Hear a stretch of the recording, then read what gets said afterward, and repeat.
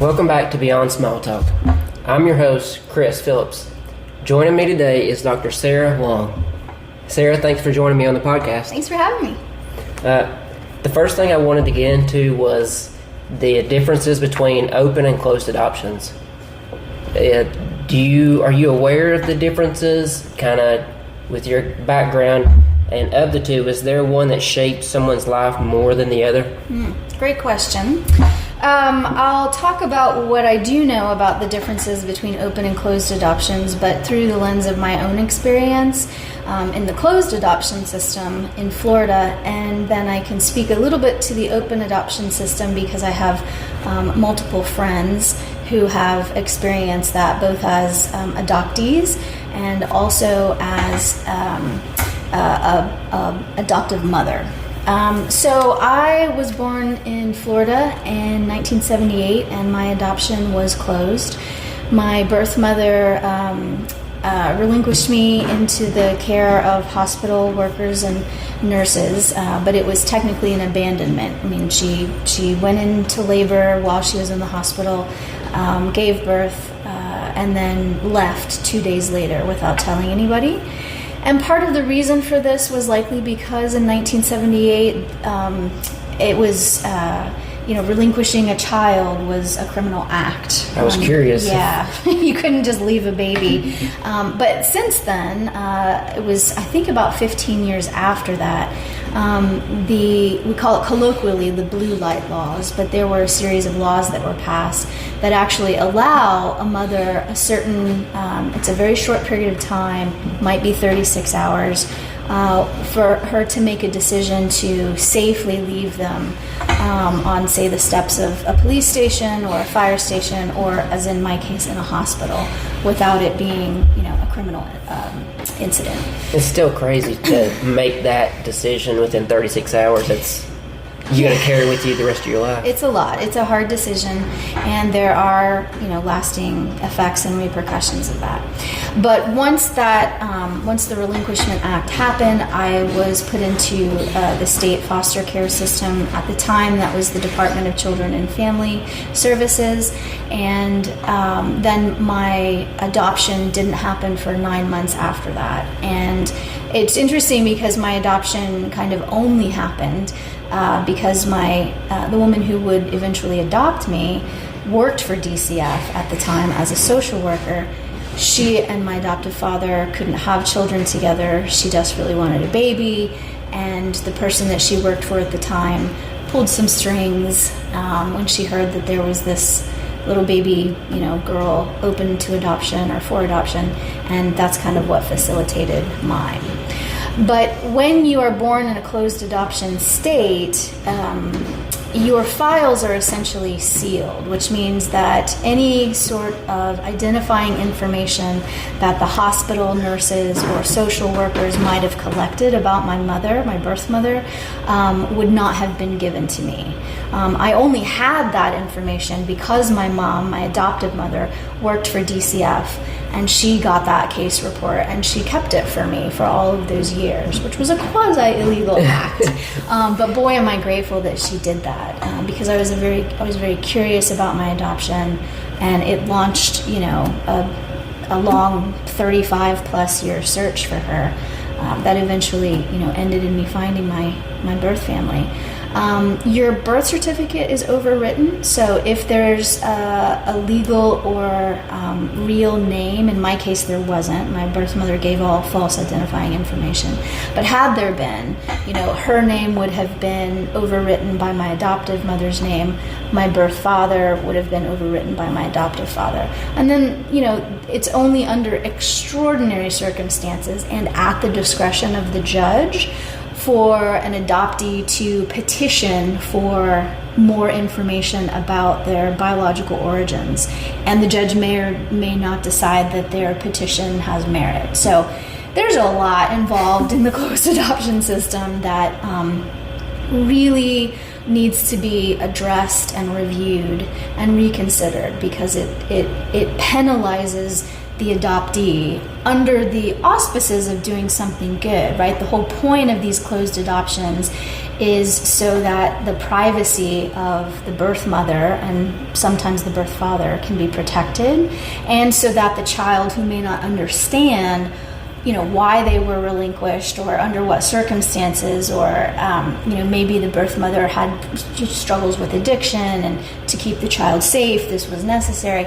But the problem with that logic is that we adopted children grow up, and once we are of age, it's our information, it's our culture, it's our personal history, it's our medical history. When naturally, as you age, you're going to get curious. Right, you'll get curious, but also you're more psychologically capable of understanding, the complex interplay of those adoption decisions and politics and the psychology of your biological parents, what your mom might have been experiencing and why she made that choice. So, it's problematic. The closed adoption system is problematic. Even as the adoptee gets older, though, is it still up to that judge's discretion? Yes. Yeah, it is indefinitely. In closed adoption states, it is indefinitely at the judge's discretion whether that adoptee, even as an adult, ever has access to any identifying information. And 9.9 times out of 10, the answer is no. Unless there isn't a critical and extenuating medical reason to open those files, the answer is no. Because you would think, as you got older, I was never in that situation, but I would be naturally curious, hey, where did I come from? Of course. And the politics of closed adoption becomes even more complicated when you think about it in terms of international adoptions or interracial adoptions. You have a white family that perhaps adopted, a Native American child, or a white family adopting a black child. Culturally, those are very different cultures, right? Oh, yeah. Sometimes language, there are different languages at play, different food. That child has a right to that, has a right to access that. And to keep that from that child under because it protects the privacy of the biological parent, that's really complicated. So the alternative, back to your question, the alternative to that is the open adoption system. Right. The open adoption system is exactly what it sounds like. If you are a biological parent, you can choose to have an open adoption, which means that you place your child through sometimes an agency, sometimes the state, and that the lines of communication remain open between the adoptive family and the birth family. And I have a very, very dear friend of mine who has written extensively about adoption and adoption reunion. She is both an adoptee and an adoptive mother. And came full circle. Yeah, it did. Her name is Elizabeth Barber. She's also an author and an adoption advocate. And she's also working on a new book about adoption, which I'm very excited to read. But essentially, her experience in brief, and I don't want to speak for her, but her experience in brief with the open adoption system is equally complicated, but in different ways. And because her daughter knows both her biological mother and her biological father, and has been able to engage in a relationship with her biological family, and her grandmother, she's got a baby brother, that has healed her in a lot of ways. When you repress that curiosity, or you punish that curiosity, as the closed adoption system often does, it's kind of like telling a curious teenager who wants to have their first beer not to drink. That repression just grows and grows and grows. And in some people, in many adoptees, it manifests and comes out as anger, sometimes even violence, but often as mental illness and other sort of psychological afflictions. So an open adoption process in a lot of ways is just a lot. It may not be less complicated, and in some ways it's a lot more complicated, but the research suggests that it's also a lot healthier for the adoptee. What sounds like from the person who would be adopting. Let's hope they're not abducting. But it would be rewarding, still yet challenging, because you're trying to help mold this person Yeah. and shield them, yet still trying to keep them, with that, but kind of at bay just enough to keep them on the right path. Sure, right. I mean, and that becomes really complicated if the biological mother or family members have, struggle with addiction. As, unfortunately, a certain percentage of folks that are in the adoption, I would say walking on the adoption journey, do struggle with, my own birth mother included in that. And so the psychology of an open adoption for the birth parents is really interesting and very complex, because they have a whole range of different emotions than the child does. The child gets access to their information, their cultural lineage, medical information. Now they have to wrestle with that perennial question of, why did you give me up? But the adoptive parent has a whole nother set of psychological questions and fears that they have to wrestle with, including how much time is appropriate for this child to spend with this biological, family, because they may be put in situations that are somewhat dangerous or psychologically manipulative. So it's, like I said, it is psychologically, the science says that it is a healthier, saner, kinder approach to adoption, and much less transactional. But it's not necessarily less complicated, open adoption. So what are some of the unseen struggles of being adopted that most people don't see, though? Yeah, so one of the things that I want to make clear from the beginning is that, because that can manifest itself in different ways. It can, and every adoptee's experience is very different. I have never actually met a fellow adoptee who did not yearn on some level to know their origin story. But I have met several adoptees, my biological half-sister included, who, while she was curious about our origin story, she didn't ache to know it in the way that I did. Right. So everybody comes to their own journey of adoption from very, very different places. So one of the things that I would like for people to understand, or to not do, to resist the temptation to do, is to flatten all adoptees' experience into like one category, because we're very, very different in how we approach our journeys. I think another thing that I would really like for people to understand, I would really like more information to come out that counters this bizarre cultural narrative that you never know what you're going to get with an adopted person.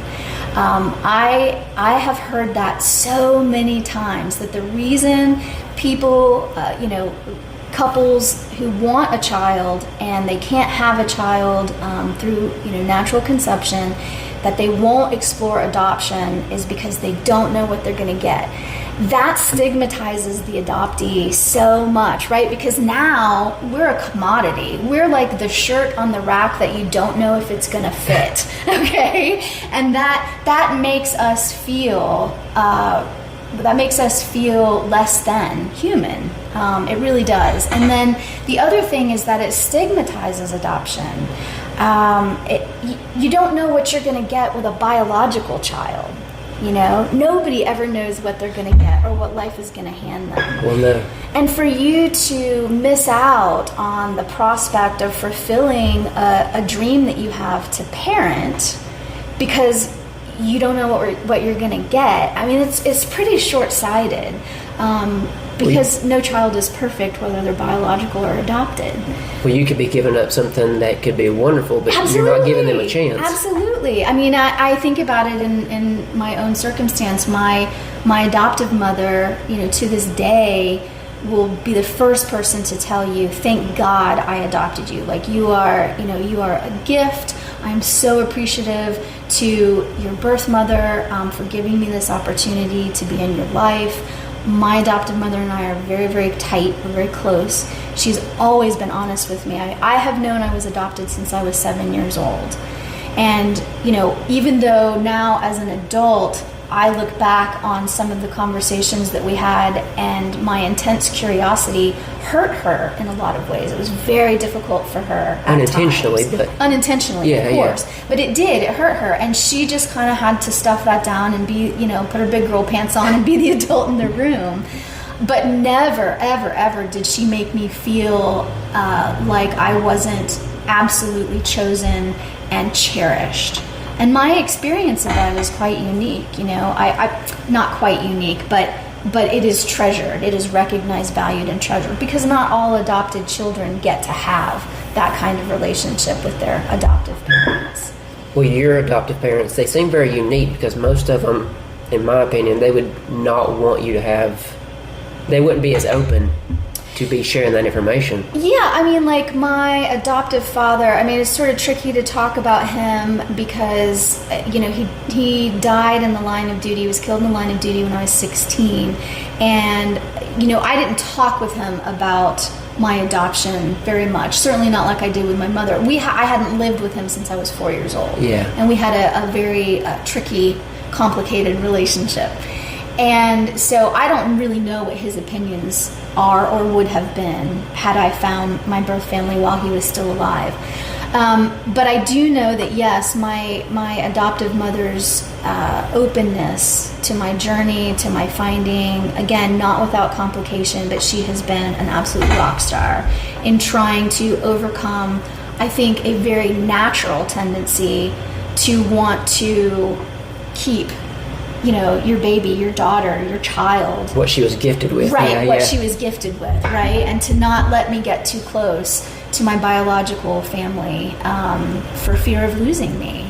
That's a really common fear. And I guess that would be the only, let me just say this last thing on that question. I would really love for people to understand that just because you have, just because you are perhaps parenting an adopted child, and that child decides that they want to initiate their adoption search for their biological family, it doesn't mean that child's heart doesn't have enough room to love both families. And so give them, the strength, the encouragement, the support that they need, because it's a really hard road for the adoptee to travel, and we don't know. By the way, here's an irony, right? The adoptive parent doesn't know what they're going to get in the adopted child. Well, the adoptee doesn't know what they're going to find in their biological family. And in my case, I found a lot of beauty and a lot of good, and I also found a lot of really terrible, awful trauma, right? And it was sad. A lot of that story is a sad story. So I would just say, let's overcome some of these flattening narratives about what the adoption experience is like, what the adoption journey is like, what the adoption reunion is like, so that we do have a more clarified and open and comprehensive and caring experience for everybody that's involved in this very complicated process. I think more people should be aware of the honesty of the situation. Because I think sometimes it kind of gets covered up. Instead of masked, you're just not getting the entirety of the story. Yeah, no, and because it's a very broad story with so many intricate parts. There are a lot of emotions, a lot of big feelings. And from the adoptee's perspective, from the adoptive parent's perspective, the biological mother's perspective, the biological father's perspective. And look, families, whether adopted or not, they're messy. A lot of them are messy and dysfunctional. No family is perfect. Everybody's got, skeletons in the closet. And I think the more that we demystify adoption, the more just sane we can approach the adoption experience. Yeah. In your book, there's a quote that reads, "Enclosed with the letter was a final bill from the attorney, noting the balance of his retainer and fees, which included the cost to reissue my birth certificate, listing my new name and parents' names, the final installment to purchase a daughter, the investment that redirected the river of my life, totaling $400. The idea of when I first read that of purchasing my daughter was just like astronomical. It made my mind explode for a moment. Yeah. But as you hear that back, what are your thoughts? Well, I mean, this is another one of the things that I would like people to understand is that, adoption is a transaction. And you have to be really mindful about how you educate your adopted child, how you talk about their adoption. You have to be really compassionate about it, lest they feel like a transaction. Yeah.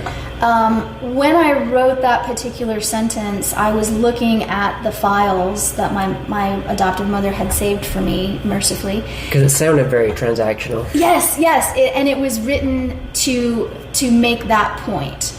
Not that my mother felt that way. She did not ever look upon me as a mere transaction. Yeah. But we mustn't forget that it costs money.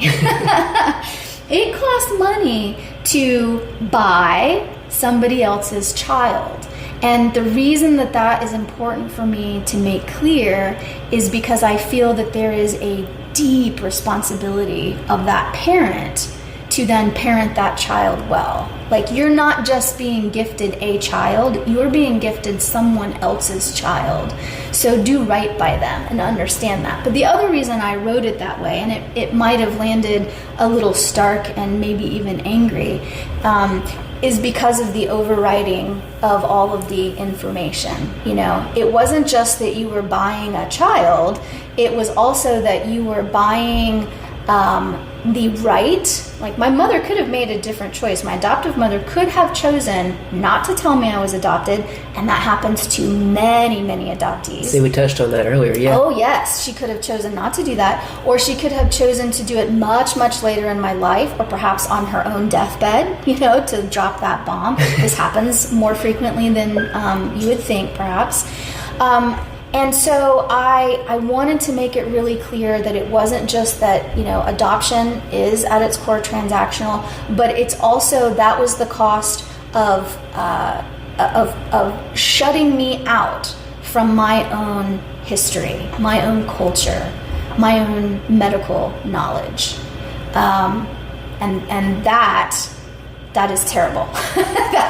that there should be that shouldn't happen. You shouldn't get to pay a mere $400 to basically erase a whole other person, that person being my biological mother's life. Yeah. Because it still happened. It still happened, and it's my right to know as much as I can. And here's the thing, it's not just my right to know in order to know. Yeah. It's my right to know so that then I can make educated decisions about whether I want to change habits of living. Let's say I'm predisposed to, as I am, cancers, right? Well, there are certain things that I shouldn't do as a lifestyle choice that now that I know that, I'm not doing. It's also my right to not engage, to not seek, to not try to reconnect with my biological family.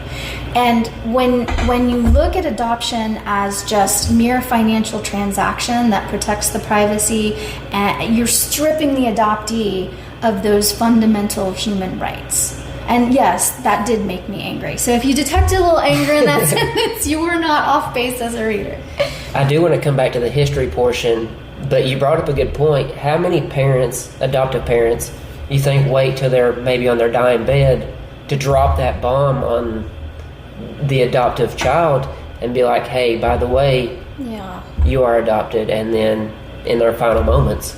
Yeah, I don't have statistics on that at all. I'm not even sure how we would collect statistics. What I can say is... Because it seems like a huge bomb to drop on somebody. It is. It is a huge bomb to drop on somebody. What I can say is that I think that those numbers, this is pure armchair scientific speculation here, but I think those numbers have probably decreased, and perhaps decreased significantly, because the stigma around adoption, and more importantly, the stigma of being a biological mother who relinquished her child, has improved, right? The stigma has decreased. Yeah. there are more social services. There's more information about adoption. Open adoption exists now in a way that it really didn't before. There was no open adoption. Basically, the open adoption equivalent was that a family member took in, the child that couldn't be cared for by the biological mother. So this idea of open adoption is new, and part of its majesty is that it has reduced the stigma around adoption, the adoption process and journey. So I don't have statistics on that, but I would say that it's probably less now that we're past, the 50s and 60s where stigma was really at its height. But we also know that with the advent of DNA, there was a real influx of people who were suddenly realizing, oh, there are second families out there. Like, my dad had another family, let's say in Canada or wherever it was. All those weekends that he was gone, he wasn't just working. He was working to produce another family. As one tends to. Right, as one can sometimes do, find themselves in that situation. So I think that when DNA came onto the scene and it became affordable and accessible to the ordinary person, we probably did see an uptick of these secret families. Now that's not always related to adoption, but often it is. And so it would be an interesting statistic to know, how many people wait to tell their adopted child that they're adopted, how many tell them early, or at what points do they tend to tell them. But so far as I know, there hasn't been a study conducted that sort of shows who tells when what. Can you just imagine the person walking in the room? Excuse me, I need to tally this. Yeah, I mean, it would be a very sensitive study to run. But, you're giving me ideas here. Maybe I'll conduct that study. What have you learned about the importance of family history, given the fact that you now know yours? Yeah, so for me, this journey has been really healing. I was very lucky that I was able, through just absolute chance, like the statistical improbability of me solving this central mystery of my life is pretty high. And to actually kind of map all of the different geometries that were at play to get the stars to align in just an exact certain way so that these mysteries could be revealed is pretty remarkable. I mean, like, I'll give you an example. The fact that my biological half-sister and I were having dinner and meeting for the first time in Brooklyn the same day that our birth mother was taking her last breath in Tennessee. I mean, what is the chance of that, right? Almost slim to none. Yeah, slim to none. And there were dozens of these kinds of coincidences or sort of, mystical moments, if you want to call them that. So, sorry, what was the question again? You were asking me about family history, right? And what have you learned about the importance of family history since learning yours? So I think one of the things that I've learned is to stay open to the mystery, right? And to just try your best to take it all in and to let those moments of awe happen, to let those moments of fear happen, to let those moments of complete and total chaos and anger happen. Because all of that is part of your history, and it's a natural response to your history. Now, I can tell you that I've learned some really cool genealogical things about my history. I can tell you I've learned some really important things about my medical history. But I think the thing that I would like listeners to walk away from is, if you know somebody that's adopted, that's starting this reunion or search journey, just sort of hold space for them, because the range of emotions that they will be experiencing are profound. Because I would have to imagine the emotional and nervous roller coaster. Yes, very much so. And it's interesting because one of the things I didn't write about in the book was concurrent to finding my biological family on my mother's side, I also found my paternal my biological father. And the reunion journeys between those two sides of my family were very, very different. How did they differ? Well, one was my maternal line, my people here in Tennessee. Turns out I've been Appalachian all along. I didn't just end up here for a job. We're very welcoming. We're very warm. I mean, they weren't all immediately welcoming. Some of them were very suspicious. And I mean, like, look, it makes perfect sense. You know, my birth mother never told a soul. You know, she died at 62 and she never told anyone. But you can just look at me and then look at a picture of her and know, let alone we now have tons of DNA to back up my sister and I's, you know, genetic claims. But my biological father has been much more reserved in his engagement with me and acceptance of the evidence I've put forward of our genetic relationship, and that's been hard for me. Now I have cousins, beloved cousins, and an uncle on my paternal side who have embraced me with open arms, who have, you know, not just seen the DNA, but they were responsible for taking the DNA tests that proved my father is my father. That helped that process. That process. Yeah, I couldn't have done it without them. And it's been very, very nice to build relationships with them. In fact, I just got to see my paternal cousin 2 weeks ago. Oh, that's awesome. Also an author, interestingly enough. Yeah. And so that's been cool. And it's been really, really neat to see which of the, I mean, I don't mean to sound braggadocious, but talents, you know, certain penchants or aptitudes that I have and where I get them from, you know, let alone the physical, you know. Do you attribute them to some of... Oh, unequivocally. Yeah. I mean, for example, I was very gifted musically growing up. I could play by ear really well. I really wanted to pursue a music career for a time, and that I have a not so in the distant, I believe she was a cousin who was a musical prodigy at 16 and was shipped off. And here's the other interesting thing: it was the piano, which was my instrument, and she was shipped off to Vienna and played with, you know, the Vienna Philharmonic or whatever they were called, you know, a couple generations back. My biological half-sister on my father's side was also a musician. She was a professional musician that had a CD out in Nashville, and and you could have been the third prodigy. I could have been. I don't know if I was a prodigy, but I certainly could have been the third musician in the family. And my biological father is a musician. He plays in a band, a sort of a jam band, beach band, you know, where he lives. So that's been kind of fun to see. He also was an English major. Okay. I was an English major and a writer. He loves to read. The first time I met him, in fact, he was reading one of my favorite books. Now, we didn't plan this. We didn't talk to each other. We didn't coordinate. It just sort of happened that was the thing that happened. So that's been really cool to see. I clearly get my personality, sense of humor, kind of audaciousness from my mother, my birth mother.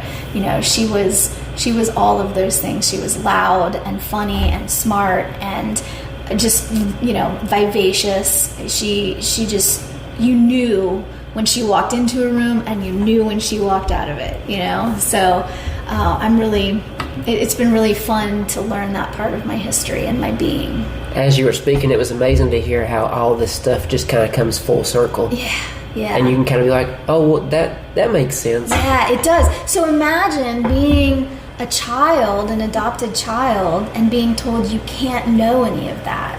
You know, imagine how bad that feels. It can be shattering. It can be shattering, and to a lot of adoptees it is shattering. And to me, for a long time, it was quite shattering. And that is one of the problems with the closed adoption system. How much of who we become is influenced by the stories and experiences that come before us? Oh, I mean, all of what we are is built on the narrative threads of the people who were telling the stories that came before. You know, if you think back to what did pre-modern man do as they were approaching their death, or even if they were just in the prime of their life? Well, they left, handprints on the cave wall because they wanted to transmit that essential human quality or desire to say, I was here. Right. We sat around campfires and told stories. In Appalachia, parts of Iowa, we still do that. The stories of who we are is a direct result of who our ancestors have been, and the stories that they've told, about themselves, and the stories that we tell about ourselves. Expressive writing is a major part of your work. What is the relationship between expressive writing and reliving difficult experiences? Whew, what a question. Okay, so let's talk about where expressive writing comes from. So expressive writing is not just a method of writing. It's not expressing yourself through writing. Expressive writing is a field of study, and it kind of has two traditions. So one tradition comes out of psychology, and that's where you get the research of Pennebaker and Beale, for example, in the 1980s. And then the other comes out of my primary field, which is rhetoric and composition specifically. So you had a whole tradition of expressivist compositionists, people who were teachers who were trying to teach students to write better by writing about themselves. They had ideas like you write to find what you want to know, right. If that makes sense.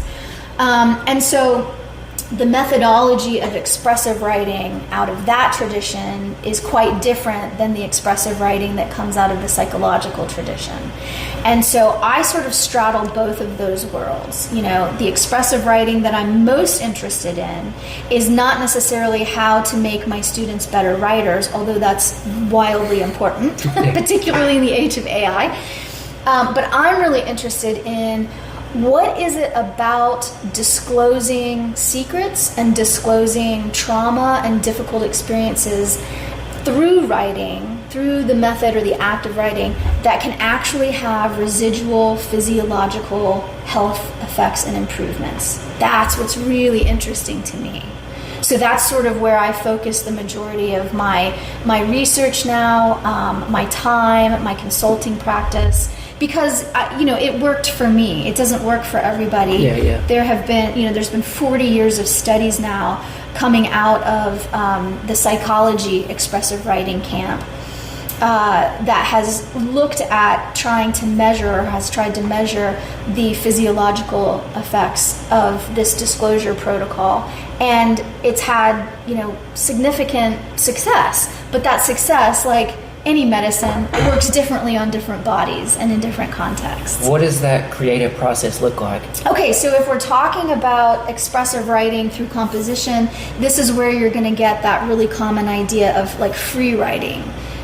Sit down with a pen and a piece of paper, write the first thing that comes to your mind in the center, and then, write little arrows out from that center of any idea or word that pops into your head.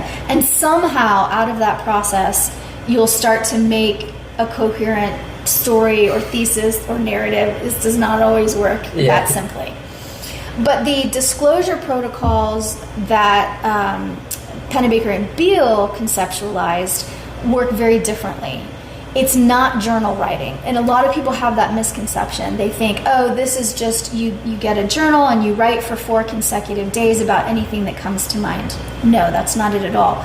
The protocol is very specific. You pick one thing, if you want to write about trauma, you can. What they actually tested in the beginning was writing about a secret, something that they had never disclosed to another person. And inevitably, what secrets do we keep? We keep the secrets that we, are usually ashamed of or embarrassed by, or that hurt us in some way. So, those secrets were usually traumatic. Yeah, of course. All of that to say, the protocol goes like this. You take one thing, you write about it for 15 to 20 minutes a day over 4 consecutive days. Doesn't have to be consequential, right? Doesn't have to be day 1, day 2, day 3, day 4. It could be day 1 is on one week, day 2 is on the next week. Whatever you feel comfortable with. So no specific timetable? Nope, no specific timetable. I think that there have been some studies to show that the closer the time from one session to the next is, the better the result. Yeah. But it doesn't have to be back-to-back days. Well, it seems like it would keep it fresher. Right, Yeah. right. You know, you're sort of in the zone. And so over those 4 days, you simply write about that one experience over and over and over and over again. And if you write like on day 1, usually it's just sort of the facts of what happened. And you might even write it out so quickly that you get to the end and your 20 minutes isn't up. The protocol says keep writing. Write the same thing again, over and over and over again. And basically what the new science says, there's a new paradigm that kind of extends what Pennebaker and Beal found called written exposure therapy. Yeah. It's used with a lot of veterans. In fact, it is a prescribed methodology at the Veterans Administration for addressing through writing PTSD and related issues in veterans.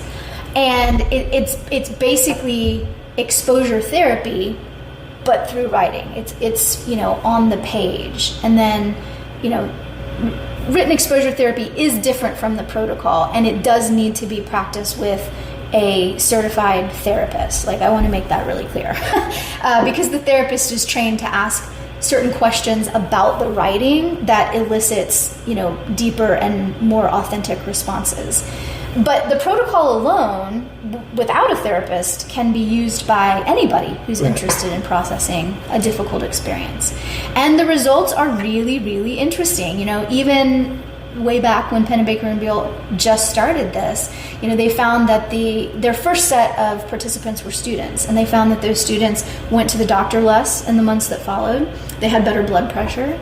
And then since then, right? And you're thinking, how in the world could just writing about a difficult experience make you go to the doctor less? But it improved their immune system functioning.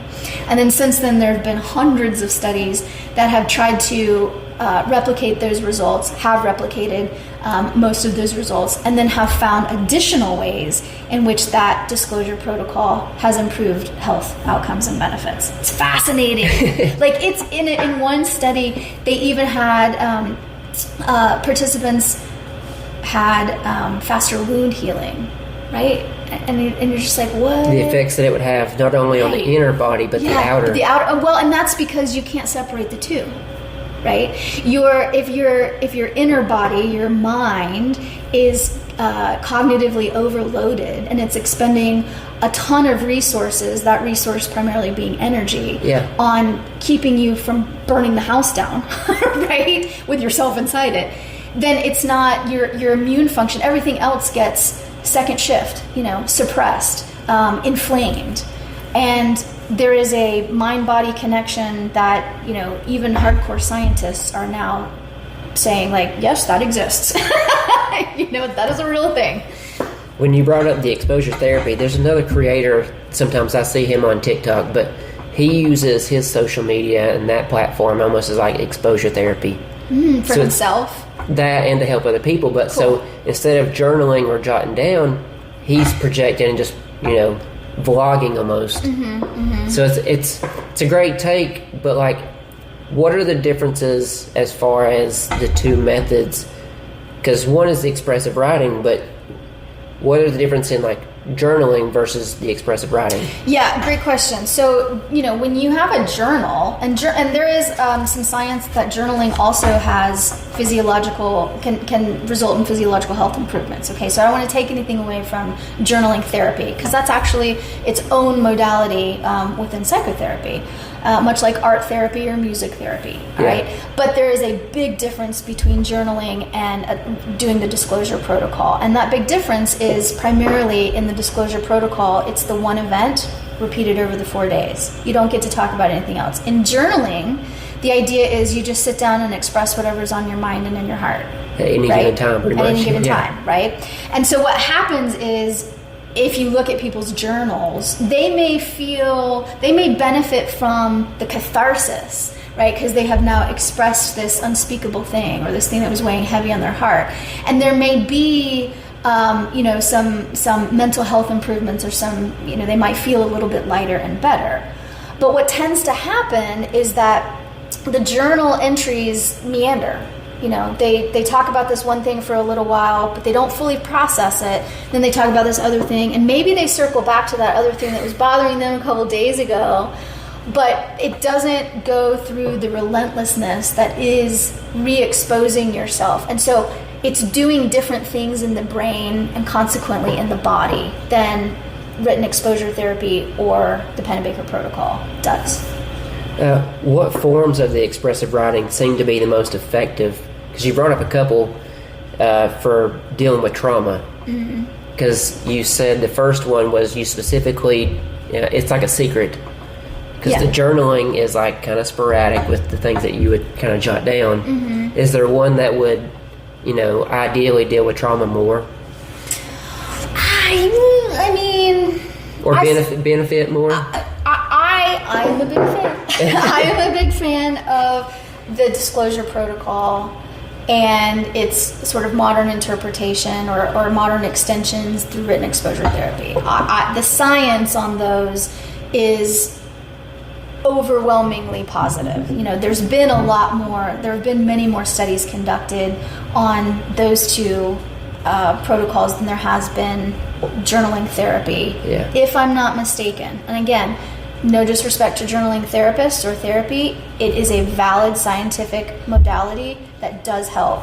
Me personally, because I am sort of like a jump in the deep end in all things, kind of, go big or go home person, I feel for intense traumas that you've just never been able to put down, that the wet written exposure therapy and the Pennebaker protocol tend to have better outcomes and results for people. They certainly did for me, because I was a lifelong journaler.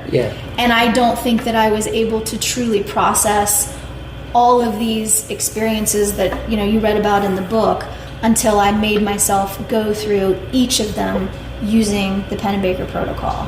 What would you say to the person who maybe isn't a good writer per se, and they don't know where to start?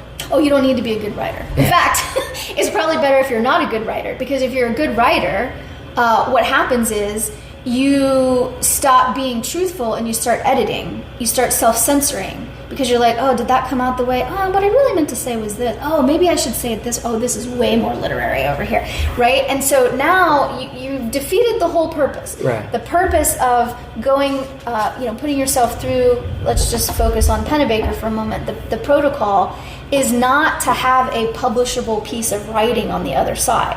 It's not to make art. If you do, cool. Now you've transformed this terrible trauma into a piece of beautiful art. That's amazing. But don't go into it thinking that is the ultimate goal or the purpose. If that is your ultimate goal or purpose, then take a creative writing class and let the subject of your article or essay or whatever be the trauma that you want to explore. And you'll, like journaling, experience a little catharsis, and it'll probably be good for you. But if you want to put something down, or if you want to rewrite the story in a way that you can stand to live inside, journaling's probably not going to be as effective as doing the protocol or working with a therapist through written exposure therapy. I love that you brought up rewriting the story, because that was my next question. Through both your research and your own experiences, how much can someone change the story they tell themselves through expressive writing?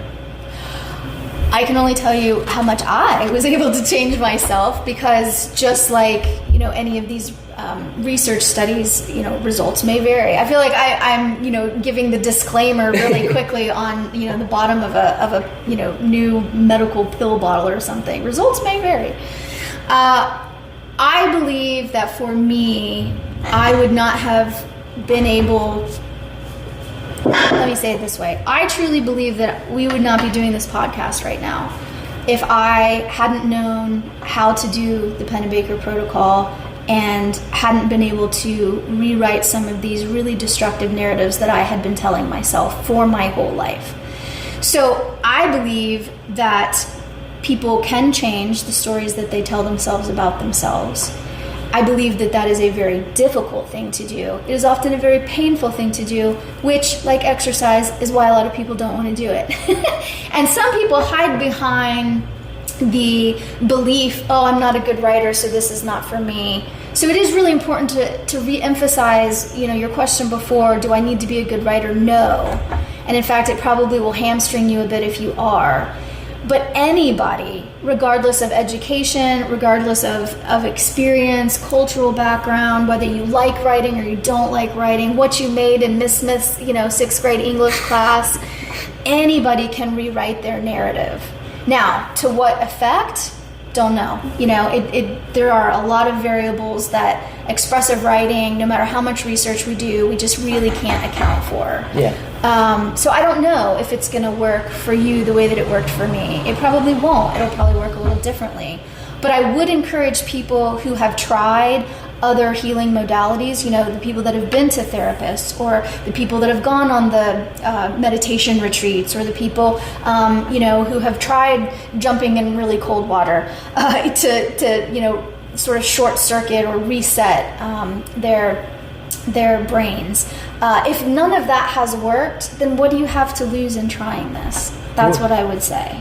I think another good option, or not option, but variable in this is the way we talk to ourselves. Yes. So self-talk is a big thing nowadays because I feel like we're the hardest on ourselves. Yes. It's really interesting. There is a theory, the idea of the bicameral mind, the idea that we didn't always used to have an interior life. We didn't always really talk to ourselves. That actually became a thing when we started writing things down, because our culture used to be a culture of orality. We used to tell our stories, and we preserved our histories, like the Odyssey and the Iliad, through those oral traditions. I find this really hard to wrap my head around, because our human experience in the modern age is such that we can't really imagine a life without the interior self talking to itself. Well, because you're constantly... Right, you're constantly hearing that thing. But, there are lots and lots of mindfulness traditions, Buddhism included, that their whole training is to get that interior monologue, if not to slow down, to completely shut up. And I think this speaks, and I'm like greatly flattening and reducing and doing a terrible job of advocating for meditation in Buddhism, which I am wholeheartedly in favor of. I actually have my own meditation practice. But all of that to say that I think that your generation, I think there's quite a bit of age difference between us, but I think your generation is doing a really interesting experiment with talking back to the talker in our heads in a way that could be, really helpful and profoundly healing for some people. Really explain more. Well, just like the person that you were saying has this TikTok where the whole idea is to kind of talk back to the critical person in our heads that are talking to us. I think his name's Michael Smoke. Okay, I don't know. Yeah. I don't know Mr. Smoke at all. He's a big creator, but yeah. That's cool. I'm going to go look him up as soon as we're done here today. But I think that could be really helpful. Depending on the content of what he's saying back to himself, because you're right, the way that we talk to ourselves can be extraordinarily damaging, or it can be really uplifting. Because I think a lot of what he puts on there sometimes is like the things that he needs to hear. Yes. Also somebody else needs to hear, but he's basically telling himself. Yeah. But he's like, hey, I'm going to record me so I know it's out there. Yeah. I think that's the other, maybe the intersection here with expressive writing that's kind of neat to amplify is oftentimes, we are our own worst critic, as you said. And what's cool about writing is that we can see, let me say it this way. One of the reasons why written exposure therapy has had success versus traditional forms of therapy, talk therapy, is because With written exposure therapy, you can write it down and you can see it and you can revisit it, and then you can challenge it in a way that when you are talking with a therapist or a friend or a partner, you forget what you've said. Right? It's all ephemeral. It's all, it just sort of evaporates into the atmosphere. And sometimes it's hard to keep the thread or to keep track of what you've said. When you put something on paper, it's concrete. You can go back to it and be like, actually, I didn't say that. Or you can go back to that and with a little bit of distance perspective, and when the feelings recede a bit, when the emotional overwhelm recedes a bit, you can look at that and think to yourself, my God, I would never talk to someone I loved as meanly as I just talked to myself. And that can be the beginning of rewiring and retelling some of those false narratives or destructive narratives. And that's one of the other ways that I think writing is really a powerful modality. And it sounds really powerful, especially when you put it in that perspective. Yeah. You wrote that resilience isn't a personality trait, but a practice. A daily choice to transmute rather than destroy. To flow rather than to resist. Can you expand on that? Not much. That's sort of, what's really interesting is that being so far out from writing the book and editing and now publishing it, I haven't read the book in quite a while. So it's really fascinating to hear what parts resonate and stand out to readers, and then to hear it read back to yourself. It's almost like, damn, that was a good sentence. Did I really write that? But I guess I can't really expand on it, but I will simply say that I stand by the statement, and that is that resilience is a practice. Everybody goes through really hard things, and some people go through what I would say is more than their fair share of really hard things. Oh, yeah. And, you kind of have a few options, and one of those options is to there's another part in the book where I say this, and I'm not going to say it as crudely as I say it in the book, because I'm actually retelling something that a therapist had said to me. But basically, your three options when faced with trauma is that you can gut it out, right? You can try to evacuate it from the system through perhaps writing or telling somebody, or you can quit. And by quit, I mean not be here on the earth anymore. You can just decide to say, that was too much, I'm not going to be here anymore, and you can check out, right? Those are really your three options. Maybe there are more, but those are the three that I'm most experienced with, and I would love to know if your listeners have a couple others. And so for me, when faced with the mountain of trauma after trauma, grief after grief that happened in this 365-day period during which, or about which I write in the book, I had to decide which of those three options I was going to take, which of those three doors I was going to open. And there was a moment where I found myself on the shower floor contemplating the I'm going to check out option. And our culture often prescribes, and sometimes I think even expects most of us to do that first one, gut it out, right? So what I think we should be doing is evacuating it from our systems through writing, expressive writing, so that once it's out there in the world and it's not keeping us sick, then we can start to grow something beautiful in that broken ground. And that's the basis of resilience. Yeah. But if you've ever have you ever grown anything in a garden? My wife can grow some tomatoes. That's All what I did. I loves me some tomatoes. I just picked the last of my Cherokee purples yesterday, in fact, for the last Mater sandwiches of the season. I wish I had a green thumb. I do not. Oh my gosh. Well, I got my green thumb. Again, we're talking about who do we get what from. I got mine from my birth mother. But resilience is very much like, growing a garden. You can't, no matter how beautiful that garden bed is, you have to tend it repeatedly. You have to give it nutrients. You have to make sure it has water. You have to make sure that you pluck the cabbage beetles off of it, and like the cabbage loopers. Got to smush those little worms every day so that the pestilence doesn't take over. And then at the end of that season, if you've done everything right and you're lucky, you get this beautiful harvest that nourishes you.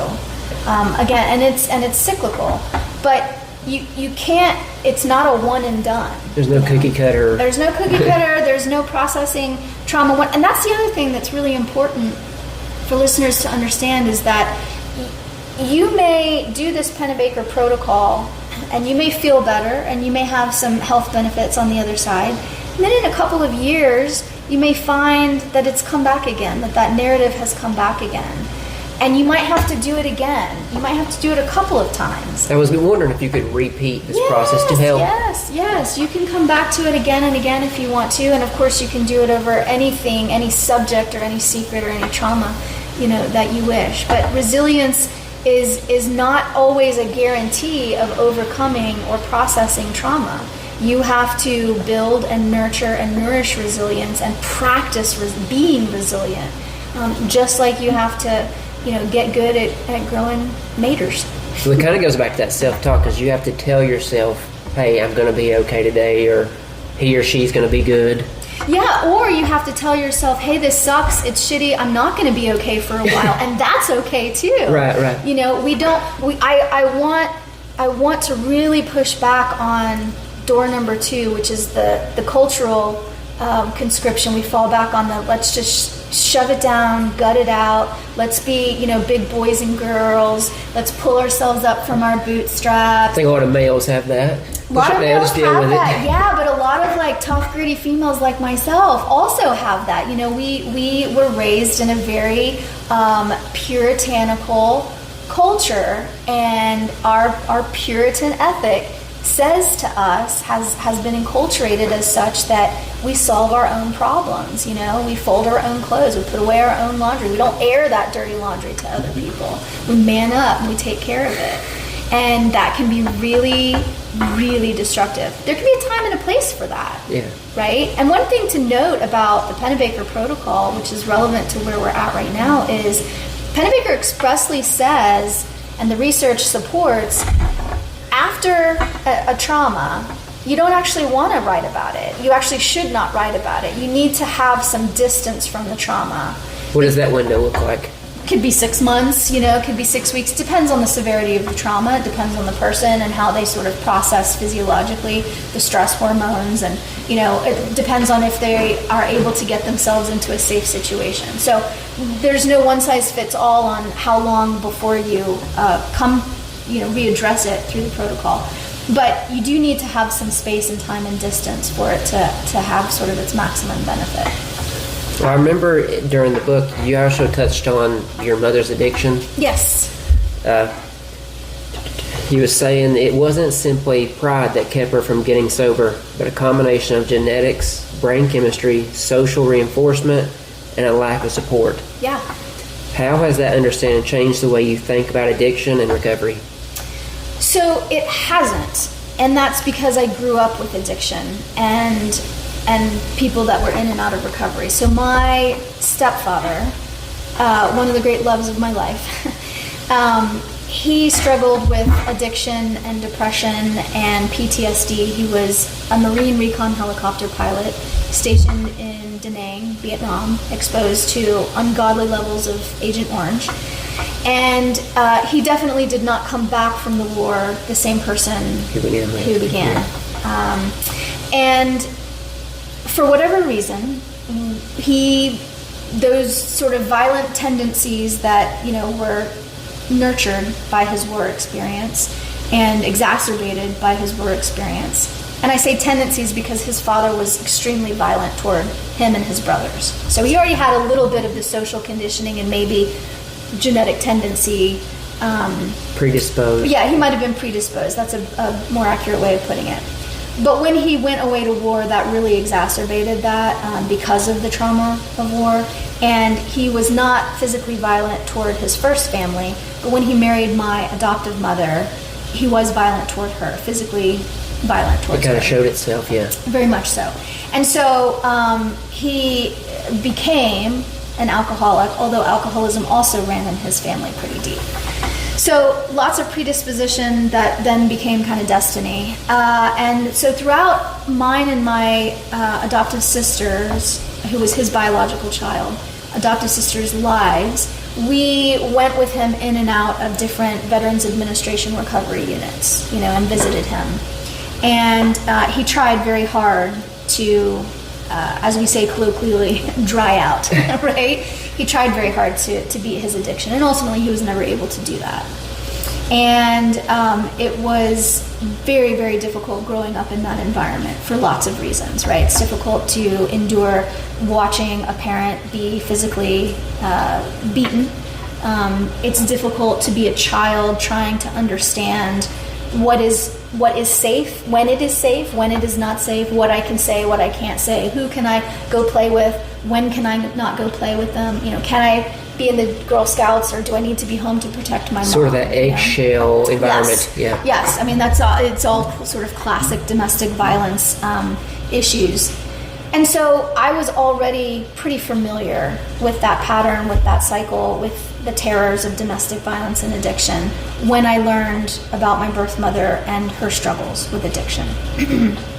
Now, her addiction and alcoholism did have a different manifestation in that she wasn't violent, but she made horrible decisions when she was intoxicated. And one of those decisions ultimately cost her the custody of her son, my half-brother. So, I sort of grew up in a house that was plagued by addiction, and I learned that I came from a house that was plagued by addiction. So it didn't really change my understanding of it. I think what it did is widened my empathy for people who struggle with addiction. And I hope that my portrayal of her and my stepfather in the book is deeply empathetic. Because that is how I feel toward people who are currently struggling with addiction. I'm hoping to bring, some of my methodology, my customized methodology that, sort of extends Pennebaker's work into addiction recovery facilities and units and programs, because I think that this writing could help people who are in recovery as well. So it's actually something that I am deeply, deeply passionate about, and it's because of those two experiences. I mean, it's a good cause. I love that you said the empathize. Have you ever read Morgan Housel's letter to his son? I have not, no. I wrote down the excerpt from it. You can find it online, or it's in one of his books. But some people are born into families that encourage education. Others are against it. Some are born into flourishing economics and entrepreneurship. Others are born into war. I want you to be successful, and I want you to earn it, but realize that not all success is due to hard work, and not all poverty is due to laziness. Yes. Keep this in mind when judging people, including yourself. Yes. Oh, yes. Can I get an amen?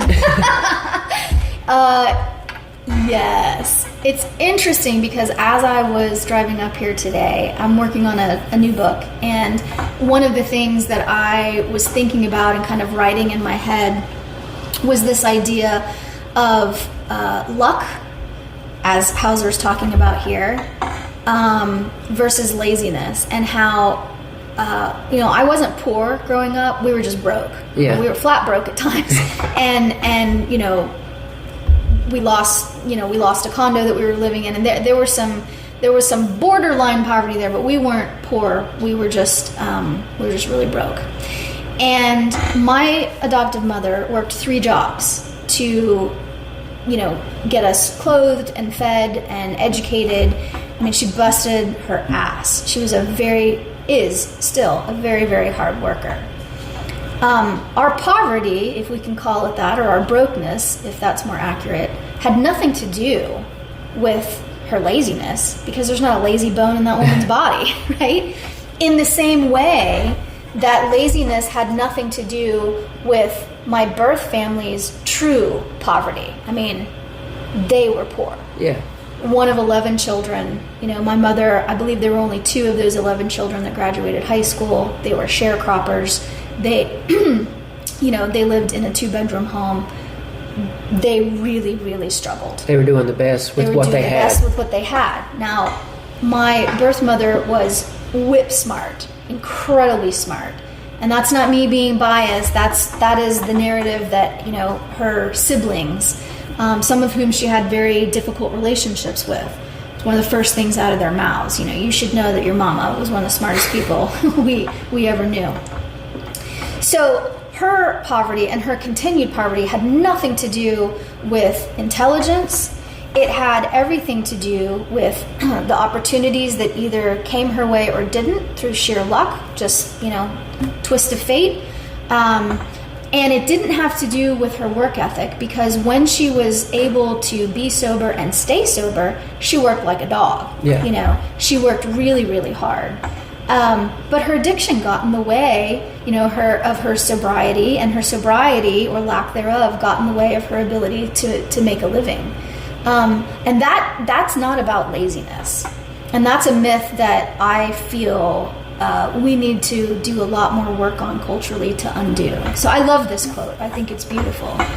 Did you attribute that more to the environment that maybe could have plagued her decision making, or maybe her ability to cope, or? Well, it was a confluence of things. I mean, she grew up in rural Tennessee, right along the Kentucky border. She was one of 11 children. There was no real industry in this area. There was a shirt factory, and you either made moonshine or you worked at the shirt factory. Now, that's a bit of an exaggeration, but not much.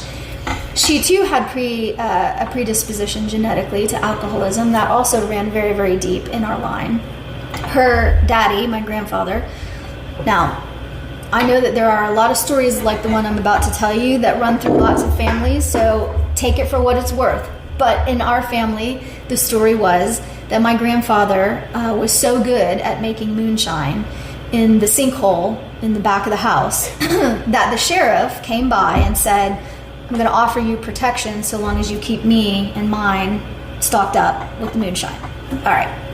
Now, I know that some of this is true, because the day that I met my great uncle, which was also the last day of his life, interestingly, we went to the old home place. I met him, and after telling me how brilliant my birth mother was and how much he liked her, even though she was, very troubled, he kept calling her a good girl. She was a good girl. He brought out a bottle of our family recipe moonshine and asked me if I wanted to have a drink. So there is some truth somewhere. We knew how to make moonshine in that story. That's the so point, cool. Yeah, honestly, it really is cool. I did not take a sip of it, not because I don't drink. I do. I love a good bourbon. I even drink a good moonshine. But just because I was so overwhelmed in the moment by being in the house where my birth mother once lived, that drinking was really the last thing on my mind at that moment. But all of that to say, I think that her life choices were a confluence of events. There was the predetermination or the genetic component of alcoholism and addiction that ran in our family. I think it was the compounding pressure of poverty, lack of opportunity. I mean, that's one of the reasons why when she left, she did not come back to that little town unless she absolutely had to. Well, she knew what she was coming back to. Right, she knew what she was coming back to, and that is the third thing that I will say that deeply impacted her life was her molestation. So she was molested by a family member from the time that she was 5 years old forward, as did a cousin. And that kind of sexual abuse from that young of an age by someone that close to you, it changes your identity. It imprints an ugliness in you, a shame in you. Well, yeah, that's life-lasting. That very few people have the resources to overcome. And then that was the last thing, right? So you have this horrible, years-long abuse that you endure, and somehow you still manage to graduate high school, and somehow you still manage to get away. But then you find yourself pregnant, right? And you start drinking. She had started drinking when she was in high school, I assumed, to sort of dull the pain of the abuse she was experiencing. And now you're scared. And so what do? You leave home, you run to Florida, you go have this baby, and you try to, pretend this baby doesn't exist. And you're 23, which means you got your whole life ahead of you. And so, you go get a job and you try to start over and you try to forget what has happened. And then 15 years later, you're in Texas and you're doing good. You're working, you're managing a bar out in Texas that had one of those rhinestone cowboy fake bulls, the mechanical bulls that you would ride. She was responsible for getting that out there. It was one of the first in the country that had one of those mechanical bulls. She was really brilliant at what she did in hospitality. And then you find yourself pregnant again. And you're pregnant with a man who, on a visit home to help your mom because she was sick, you got pregnant by this guy that, was just not who you wanted to be your baby's daddy. And so, you go through the relinquishment process again. And all of those things, the addiction, the alcoholism, the shame, the violence, the lack of self-esteem, it is just such a vicious cycle. Had nothing to do with her being lazy, had nothing to do with her deserving it, had nothing to do, it was a lot of bad luck and some bad life choices that have consequences, to be sure, and a lack of support. Not necessarily from family, but a lack of access to the kinds of mental health resources, the kinds of maternal health needs, that she needed. She just didn't have access to that stuff because she couldn't pay for it. Well, that's why it's so important not to pass judgment on others, because you don't understand the totality of whatever may or may not be going on. Right. Yeah. All we see right now is you sitting across from me in a nice clean shirt, and me sitting across from you, in a nice clean shirt, and that's our impression of one another. But we don't know. Well, maybe that's the only clean shirt that he owns because he's sleeping in his car. We don't know until we get to really know somebody and to ask questions about them and to care enough, to know who our neighbors are. Yeah. You once said you've learned that when you exhaust your body and your mind, both feel better. Yep. How did you discover that? Yeah, so I was a bit of a wild child in high school. Not you. I know, not me. Who could imagine it? And some of that wildness came from the constant sort of turmoil that I was living in at the time because of my family dynamics, which were unusual. And some of it came from undiagnosed bipolar II disorder. Bipolar II disorder, hypomania, is very, very difficult. Bipolar generally is very difficult to diagnose in women, in young girls especially, because most of the research and most of the literature out there is about bipolar disorder in men, and the way that we express symptoms is quite different.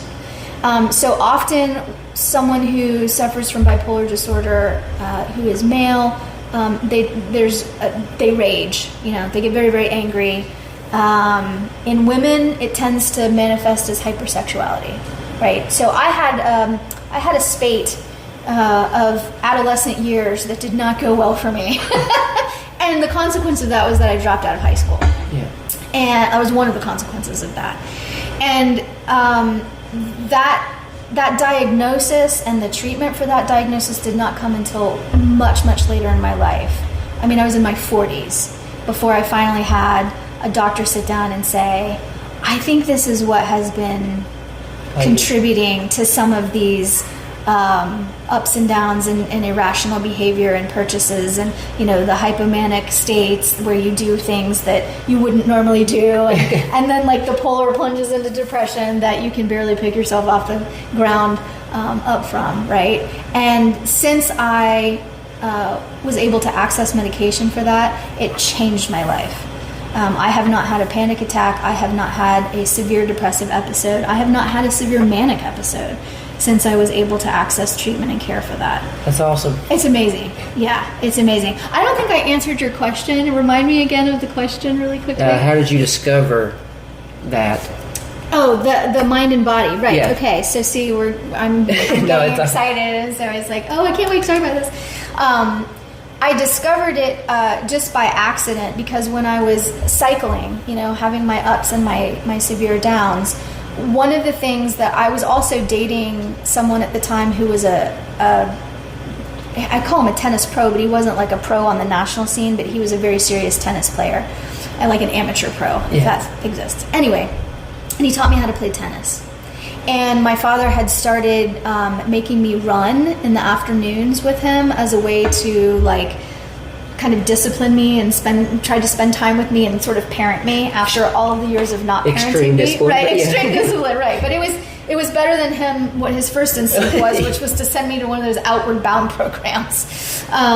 Anyway, so I started realizing that between a very rigorous school schedule, after I dropped out of high school, I was able to go to the community college, and I was able to finish my GED or high school equivalency during the day, and then take college classes at night.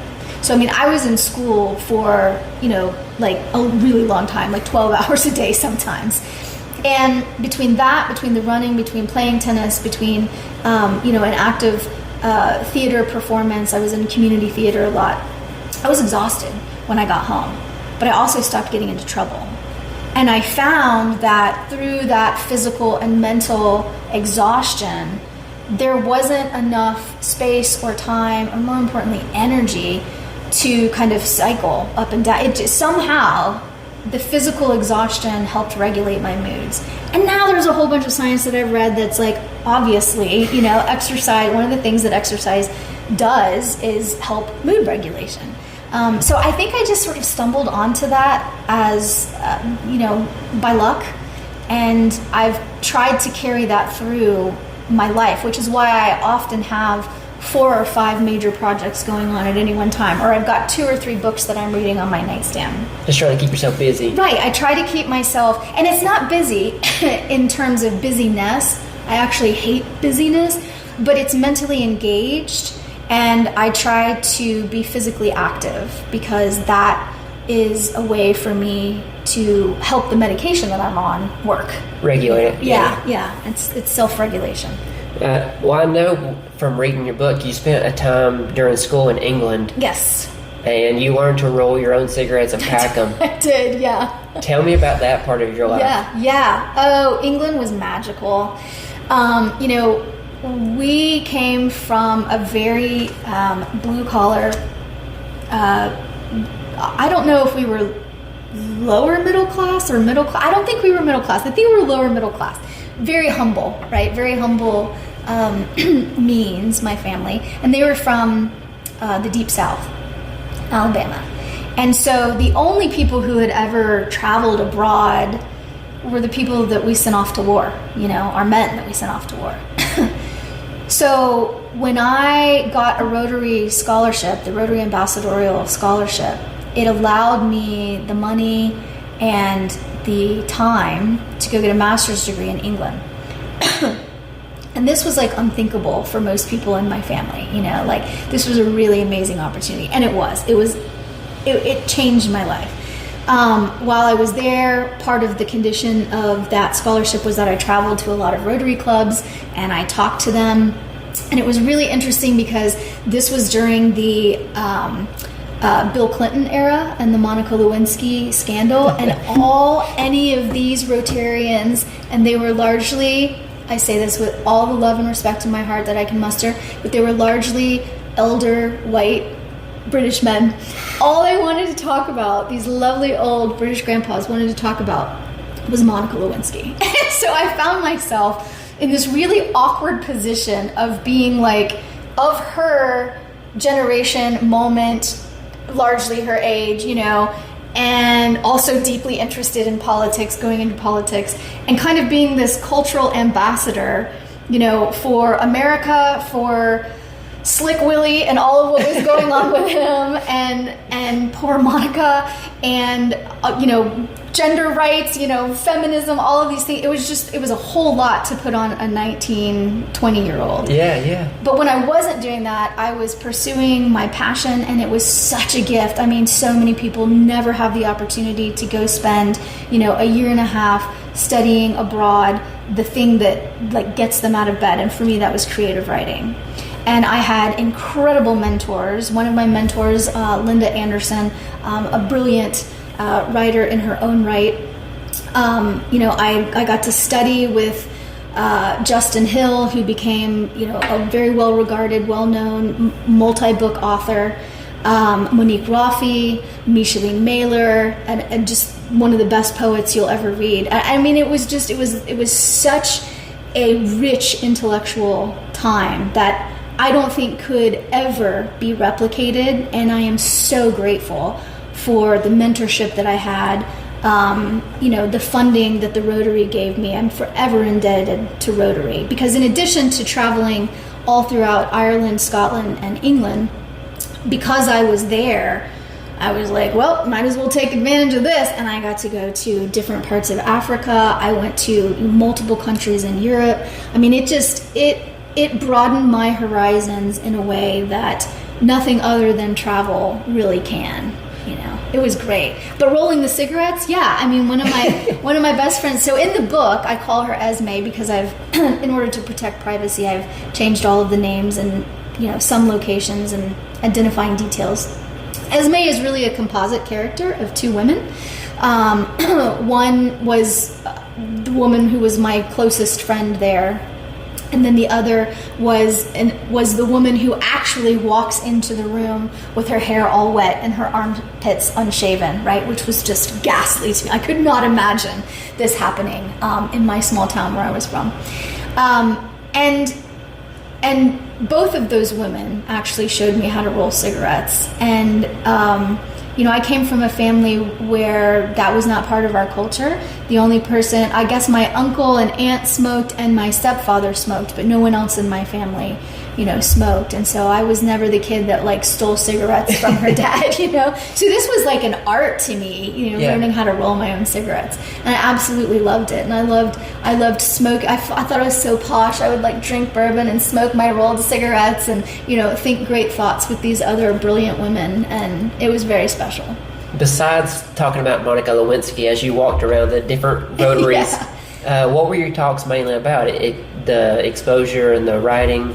Yeah, so I didn't learn about expressive writing until much, much later when I was in graduate school and really diving into the composition strain of expressive writing. But I was talking about my graduate program studies and studying creative writing. I was talking about big ideas. And in order to get that scholarship, it is a national competition, and they send multiple students from different districts, and you have to... So you weren't the only one there? No. I mean, they send students all over the world, and this program still exists. It is absolutely a phenomenal program that I encourage anybody who has a young person with, big, broad hopes and dreams, go talk to the Rotary about that ambassadorial scholarship. But it's a very stiff competition, and I did not think that I was going to win. And I remember being in the final interview, and it was this long board table, and there were, 8 or 12, very austere looking people, kind of scowling at me. And one of the last question was something like, you're competing with people who want to study neuroscience and do cancer research and, humanitarian aid. What does writing, how is writing going to change the world? That was the question. How is writing going to change the world? How did you explain to them, how are you going to change the world? Here's this, shy, podunk little 19-year-old girl. And I don't know where this came from. And I don't think it's an original thought. I've never thought to look it up now. But what I said was, after a pause, a very dramatic pause, because really I was scrambling, oh shit, what do I say? But I said, it's the only thing that ever has. Writing is the only thing that ever has changed the world. And I stand by that. I mean, if you look at every major revolution, civil rights, it all comes back to the word, right? And I don't mean the word as in the Bible. I mean the written word.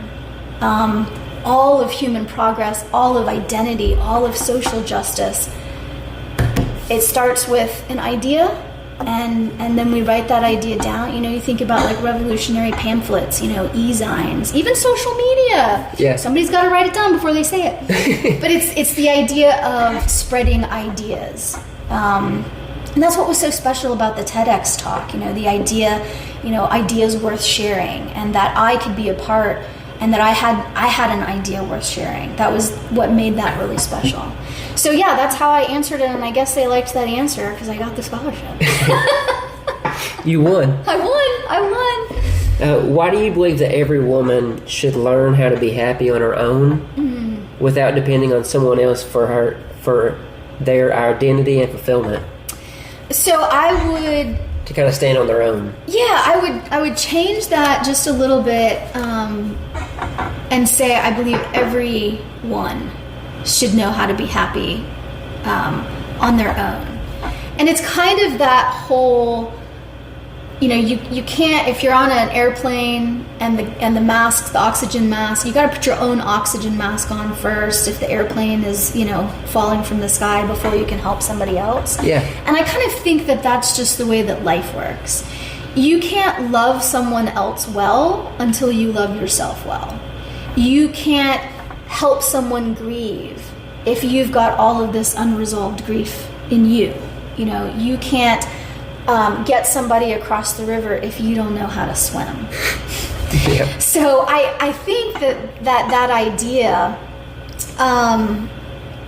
is applicable to anyone, but in the context of that sentence that you pulled out from the book, I think that it for me it was especially important to talk about that for women, because women are so often our value is so often wrapped up in who we are to other people, not in who we are or can be to ourselves. And that was the idea I wanted to push back against when I wrote that. Yeah, because they kind of get trapped in this idea of what they should be versus what they present as their own person. Right. I mean, even if you think about it, like, we as women are often told, you know, what we should be, versus men are often told. You see this in like young girls and young boys. It's great to have this conversation. I mean, who am I as a male to be talking on how a female should be? But I think we should have that conversation too. Yeah, we should totally have the conversation, because look, like, you know, men are feminists too. Men can be feminists too. But we often talk to little boys and talk to them about what they could be, and we often talk to little girls about what they should be. We should be nice, we should be kind. Oh, don't make, you know, little Sally or little Jimmy feel bad about that. You shouldn't do that. You know, what do you get to be, little Jimmy? Well, you can be anything you want to be. You can be an astronaut if you want to be, right? But we don't often say, little Jimmy, you should be kind. Now that's getting better, by the way. That's definitely getting better. But I feel it's very, very important to make sure that women can stand on their own 2 feet and understand who they are before conscripting their lives to be somebody to somebody else. Wife, mother, lover, you know, whatever, teacher, whatever that role is, they should choose to play it. Not be forced or just expected by default to play it. And that kind of circles back to adoption, because one of the other adoption myths that I would hope this book counters is the idea that all women need to be mothers, should be mothers, want to be mothers. I don't have any children. That was by choice. I've wrestled with that decision. Some days I'm more comfortable with it than others. But one of the things I had to come to terms with when I found my biological mother was the idea that she might not have relinquished me for any other reason than she just didn't want to have a baby, right? Just at face value. Just at face value, she did not want to parent. She did not want to be a mother. And it might not have been that she didn't want to be a mother at that moment in her life. It might have simply been she just didn't want to be a mother, okay? And that's okay. When people don't want to admit it, but that's actually her right. Oh, of course it's her right. I mean, it's just like that myth that like, all mothers instantly bond with their babies. That's not true. And if you don't instantly bond with your baby, that doesn't make you a bad woman. It doesn't make you a bad mother. It means that you happen to have a physiology that didn't instantly bond with your baby, right? And there are things that you can do, to help that bonding process along. It happens. It happens. It happens with adoptive parents who don't instantly bond with their adoptive children, or the children don't instantly bond with the parents. Well, I wonder, because you bring it up, are there times where maybe the adoptive parents maybe don't click? Oh, yes. Yes. Is there pushback with that? There are lots of times. Well, by pushback, do you mean like between the child and the parent, or who's giving the pushback? Let's go parent, because if you're trying to get this relationship but you don't get it naturally, it doesn't kind of happen and as quickly as one may think. Right. So are you saying is it difficult for adoptive parents who don't immediately bond with their adopted children? Like, is that a difficult thing for them? Yeah. Yeah, I mean, I would think so. I don't know. I'm not an adoptive parent, and I didn't have any problem bonding with my mother, nor did she in bonding to me. So I don't know, but yes, I've heard lots of stories. I've read lots of stories about the bonding process and how sometimes it can come down to, there's one really interesting study where they looked at smell between an adoptive parent and a biological parent and a child, and were able to show a correlation, not causation, but a correlation between the depth of the bond, and how sometimes an adoptive parent's scent minimized the ability or decreased the ability of the child to bond with that parent. Now, that's not the parent's fault, it's not the child's fault, that's just a biological thing, right? I think that bonding is immediate bonding is another myth in the adoption paradigm that we have to counter and be really open and honest about, and say sometimes it doesn't happen. Sometimes it doesn't happen until later. Sometimes it happens and then you're not as bonded. I have a dear friend of mine who adopted their son. I think he was 3 or 4, which most people say is still young enough that like they don't have those primary memories and they won't remember enough so that the bonding process to the adoptive parents will be, pretty flawless and seamless. That wasn't their experience in the least, and I assume it's on some level because they're mammals and we're mammals. It's a bit like adopting a dog from the shelter. Like you have to overcome. In some dogs, that process is not immediate. You have to overcome a lot of the traumas that those little puppies went through in not being adopted. And I think that ultimately we're animals and we probably respond in similar ways. We have to build that relationship, and it's not always natural as someone may think. Yeah, it's kind of like resilience. You got to put the work in. It's not immediate all the time. Earlier, you talked about how you kind of like to keep yourself busy in a productive but positive way. Yeah. I think a lot of times we end up filling ourselves with endless tasks. Yes. And instead of doing the thing that we know needs to be done, we'll go clean out the drawer that we ain't cleaned out in the kitchen in 3 years. To keep ourselves from doing the thing we know needs to be done. Yeah. Why do you feel like we do that? Oh, Lord. I mean, lots of explanations for that. And I think it's harder for some people. I know that people who struggle with ADHD, for example.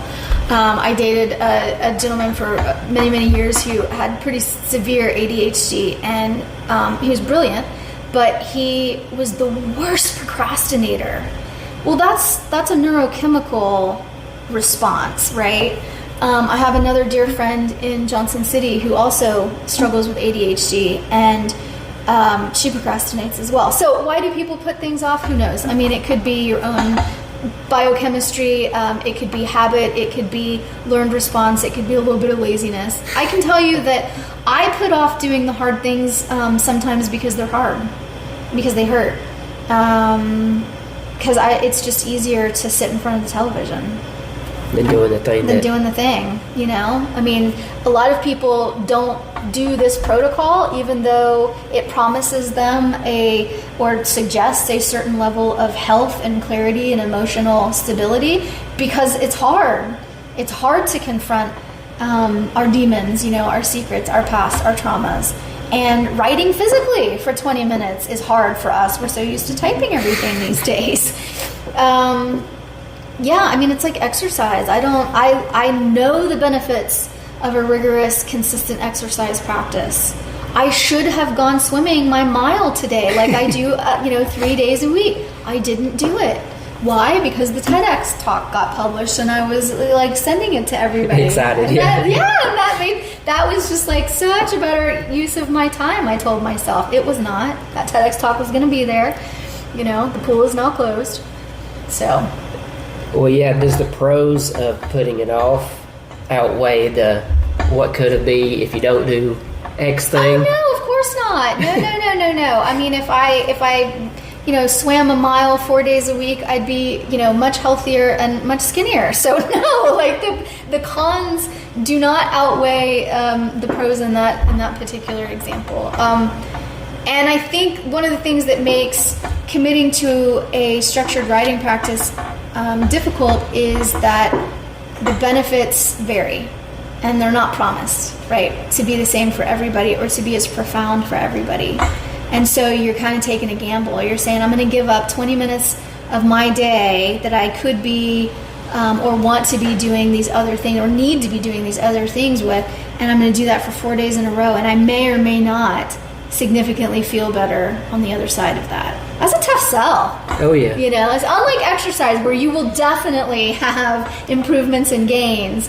They may not be immediate, but you will definitely have improvements and gains after doing something for 20 minutes, 4 days in a row.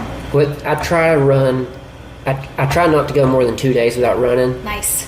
Because if you have 2 consecutive days, then you're rewiring for a new habit. Okay. I don't know where I read that, but after 2 days, you're rewiring your brain to not do the thing. Well, that is great. Yes, if you can habituate healthy practices, you will live a healthier, happier life for sure. For sure. I'm curious to hear your take on, is there still a suffer in silence mentality that affects many women, where they're taught to keep the faith, endure quietly, and avoid standing fully on their own? Yes. What are the long-term drawbacks of living that way for women? Yeah, so yes, there is an enculturated expectation of women to suffer in silence. I think that is particularly predominant or prolific here in the Deep South and in the parts of Appalachia. I think that's very much part of our cultural heritage, and frankly, it's really strong in us because it is in some moments a really good thing to be able to do that. Not to suffer in silence, but to be strong enough to endure really hard things without making them harder, right? Like Appalachian women are strong women. Southern women are strong women. We are very proud of that, right? But the flip side of that is that strength, when it becomes silenced and internalized and stuffed down, it can poison us. It can poison us, it can poison our relationships, it can poison our marriages, it can poison our faith. And so I do not think, I have no problem with being strong, and I have no problem with being strong and silent for a while. Yeah. But there are real consequences to being chronically silent and just, eating all of that grief and pain. And I think that, men carry that in their own way, and there are cultural expectations around how they silence themselves, and then there are slightly different cultural expectations, but do the same thing to women. And I think that is very dangerous and harmful. What would you suggest to the women that may or may not be listening that could use help coming to their fire or passion? You mean like to get what's on their hearts off their Sure. hearts? Yeah. So community, and particularly women folk. like find your women folk.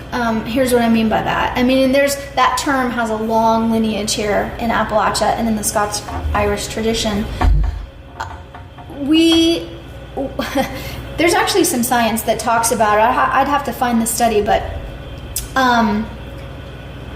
women who surround themselves with other women, they feel better.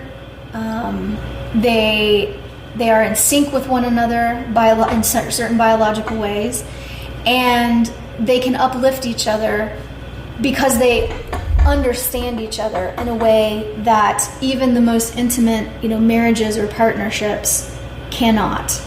I don't know what it's like for men, when you go fishing with your bro, or you're playing football. I don't know that time together is spent in the same way that sitting and stitching a quilt or knitting a hat or canning beans and talking. I don't know that it works the same way with men and with women, but I do know that if you surround yourself with other women and you confide in them, you will be a healthier, happier person. And that just is how it is. Secrets. The reason that Pennebaker was interested in secrets is because he knew that keeping a secret poisons you.